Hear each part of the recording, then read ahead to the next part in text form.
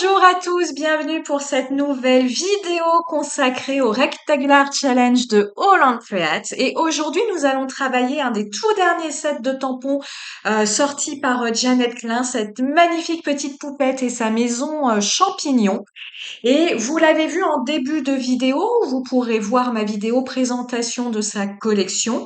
Ici, je vais travailler la consigne utiliser des die cuts de Janet et je vais utiliser des die cuts en noir et blanc, les die cuts que nous pouvons coloriser, mettre en couleur nous-mêmes, qui est un format que j'ai beaucoup apprécié travailler parce que je ne sais pas vous, hein, vous me direz en commentaire, mais autant j'ai du mal à travailler les die cuts déjà colorisés parce que j'aime travailler mes combos de couleurs, j'aime harmoniser les couleurs.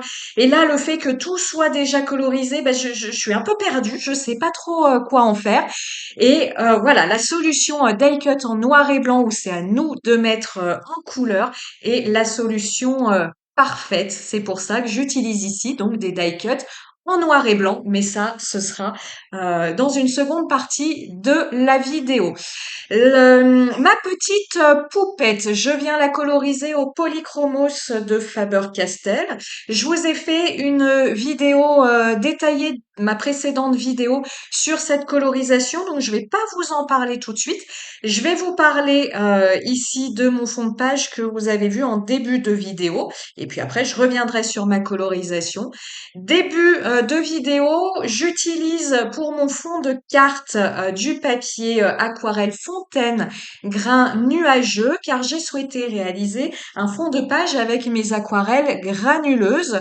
Ce sont des aquarelles artisanales de Atelier couleur grenadine et j'ai utilisé la couleur opale qui est une très très belle couleur qui offre plein de relief, plein de textures et qui est une aquarelle que l'on va appeler duochrome car elle est fabriquée à partir de plusieurs pigments de couleur. Jusque-là, rien d'anormal puisque même dans des couleurs non duochrome, vous avez parfois dans la recette des aquarelles plusieurs pigments de couleur. Mais là où la magie va s'opérer, c'est que lorsque vous appliquez votre couleur et que vous la laissez sécher tranquillement sans utiliser votre heat gun, eh bien vous allez voir tous ces pigments de couleur se séparer, se dissocier les uns les autres. C'est ce qu'on appelle les aquarelles duochrome. Et notamment ici, en plus de la granulation, vous voyez apparaître se oh, se séparer, c'est beaucoup mieux, des pigments de différentes teintes de vert et des pigments jaunes ocre. Donc c'est une couleur que je trouvais tout à fait pertinente dans mon idée de travailler cette petite poupette avec sa maison champignon dans une ambiance de forêt, puisque je souhaitais mettre cette poupette dans une ambiance, voilà, dans sa maison, dans la forêt. Donc le but ici, c'est un petit peu de faire un point sur ces aquarelles granuleuses et plus particulièrement ces aquarelles duochrome parce que j'ai plein de questions là-dessus. Je sais que ça n'est pas clair pour tout le monde. Les aquarelles granuleuses ne sont pas forcément duochrome. Une aquarelle granuleuse, c'est une aquarelle qui, au séchage, va avoir un rendu non lisse. Donc, vous allez avoir différentes teintes. Par exemple, chez Sennelier, le bleu céruléen, vous allez apposer votre couleur et vous allez voir ce bleu, en fonction du relief de votre papier, voir une agglomération de pigments dans les creux de votre papier et puis quelque chose de beaucoup plus clair là où votre papier est lisse. Donc voilà, une aquarelle granuleuse, c'est un rendu non lisse, c'est comme ça, c'est la propriété de votre aquarelle. Et on va dire le niveau du dessus, si on parle un petit peu façon carte mentale, eh bien dans les aquarelles granuleuses, vous avez les aquarelles duochrome, c'est-à-dire qu'en plus de cet effet de granulation, eh bien vous allez avoir ces différents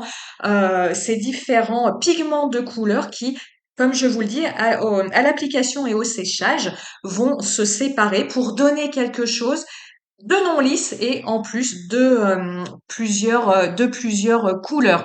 Au niveau des aquarelles artisanales, dans les couleurs duochrome, vous avez Octarine Aquarelle qui propose énormément d'aquarelles duochrome. C'est vraiment sa marque de fabrique, c'est-à-dire que elle va vous proposer quelques teintes très classiques, mais elle va surtout vous proposer des aquarelles duochrome qui sont de très bonne qualité. Dans les aquarelles duochrome, vous avez également Atelier couleur grenadine que j'utilise ici. Les couleurs VF en font quelques-unes, mais de ce qu'elle nous propose aujourd'hui, le rendu est moins prononcé que ce que nous propose Atelier couleur grenadine ou Octarine aquarelle. Donc si c'est quelque chose que vous avez envie de découvrir, je vous dirigerai plus vers ces personnes.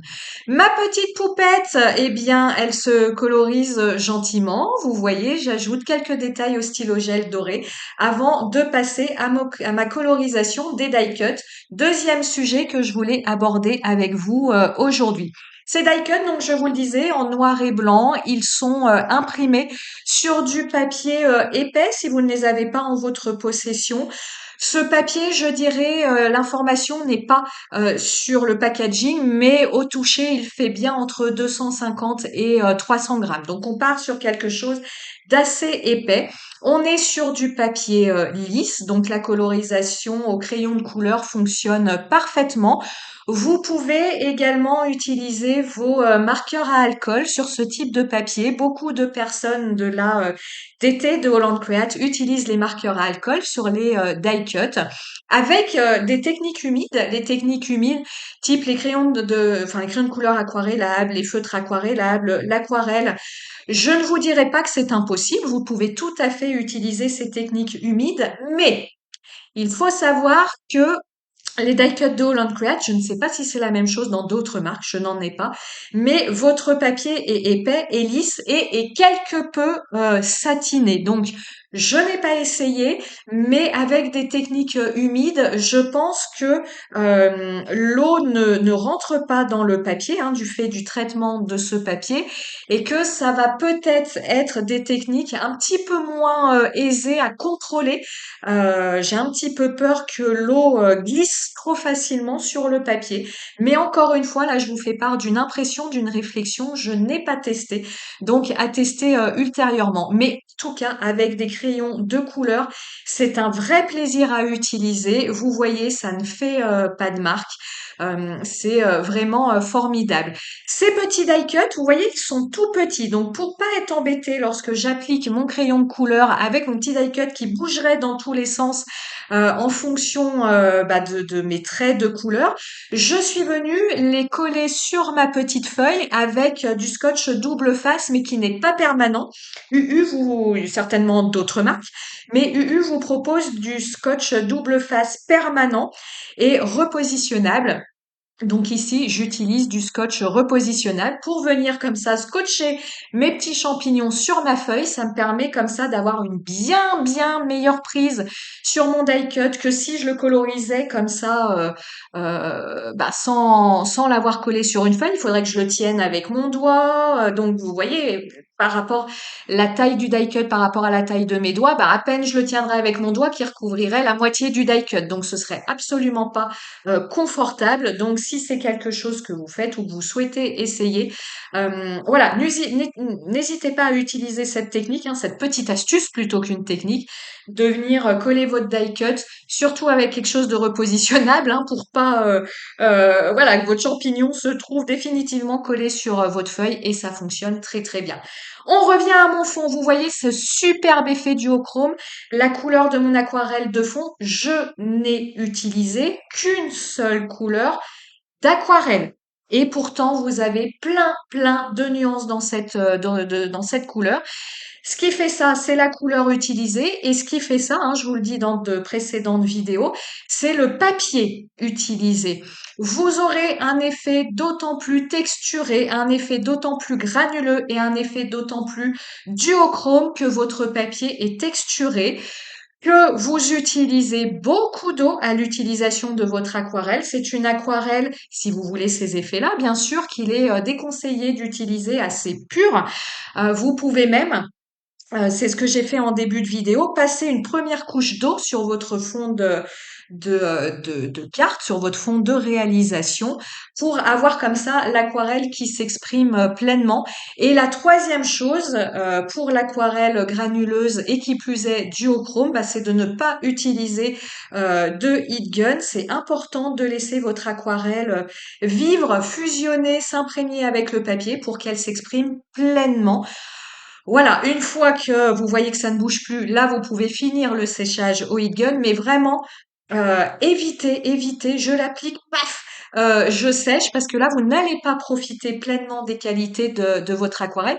Ce qui est très dommage, parce que c'est quand même des aquarelles qui coûtent cher, parce que vous payez le fait d'avoir cet effet-là. Donc, je dirais, pour en bénéficier, voilà, complètement, ne séchez pas, en tout cas dès le début, au heat gun. Pour texturer mon fond, je suis venue appliquer une Distress Oxide avec un pochoir rondin de bois, toujours pour être dans mon thème forêt. Et puis je suis venue appliquer un tampon de fond de Bipacha que j'aime énormément, cet ensemble de champignons.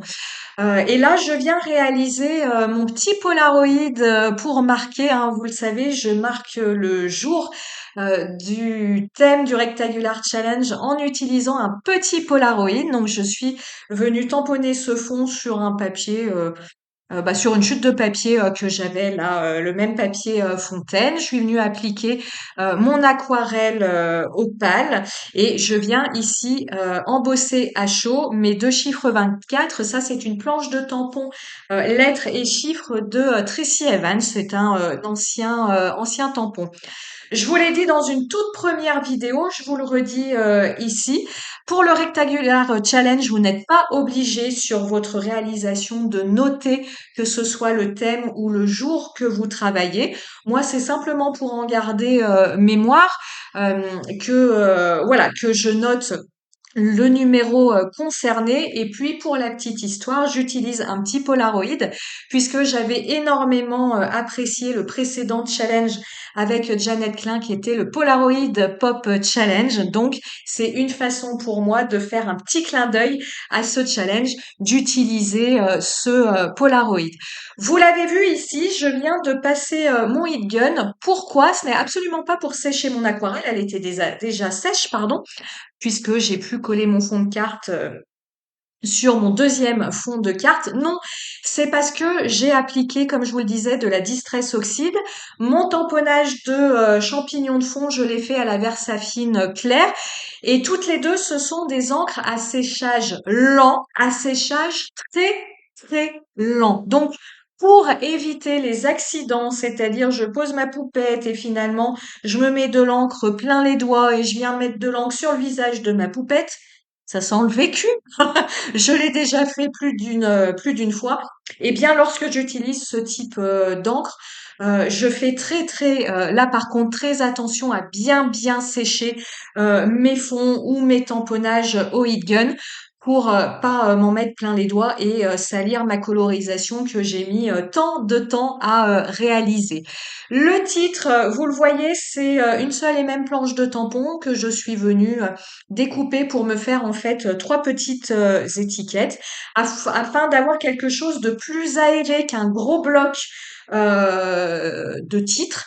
J'ai préféré comme ça faire trois petites étiquettes. Je trouve que ça respire plus, que c'est plus aéré. Vous voyez ici, dernier petit détail, ma petite maison de champignons, je veux qu'elle soit éclairée. Donc pour ça, je viens appliquer sur mes petites fenêtres du Posca jaune. Pour plus de précision, c'est un Posca jaune à paillettes. Bon, voilà, ici, l'effet paillettes n'est pas nécessaire. Et j'attends pas que ce soit sec. Je viens tamponner comme ça avec mon doigt en faisant déborder mon jaune sur ma colorisation. Comme ça donne cet effet halo de lumière que l'on a lorsqu'on éclaire une pièce et qu'on voit cette pièce de l'extérieur. Voilà, on arrive à la fin de cette réalisation et à la fin de cette vidéo. J'espère qu'elle vous aura plu, qu'elle vous donnera envie d'essayer les die cuts. Et comme toujours, moi je vous dis à très très bientôt et surtout, Amusez-vous. Ciao, ciao, bye.